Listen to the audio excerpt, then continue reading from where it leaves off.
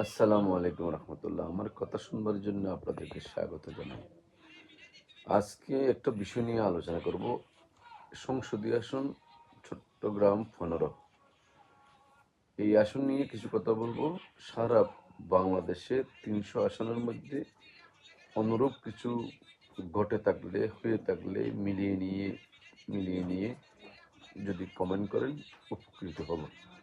আমাদের এখানে 4জন নমিনেশন চেয়েছিলেন, তারা সম্ভাব্য বিএনপির দানার শীষের পক্ষের প্রার্থী ছিলেন।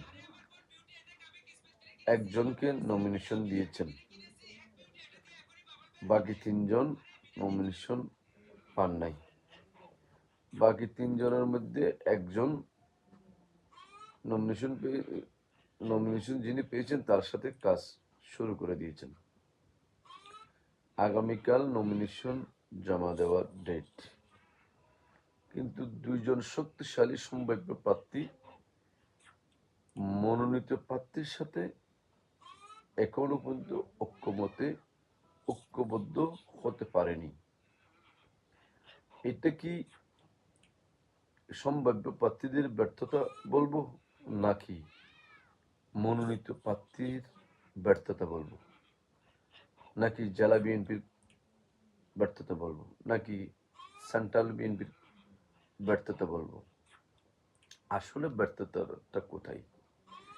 যদি এইভাবে ঐক্যের মধ্য দিয়ে নির্বাচনে যাই, নির্বাচন হয়ে যাবে, তবে ফলাফল কি হয় সেটা নিয়ে আমার সন্দেহ অনেক গভীর, যেটা এই মুহূর্তে প্রকাশ করাটা আমি উচিত মনে করছি না।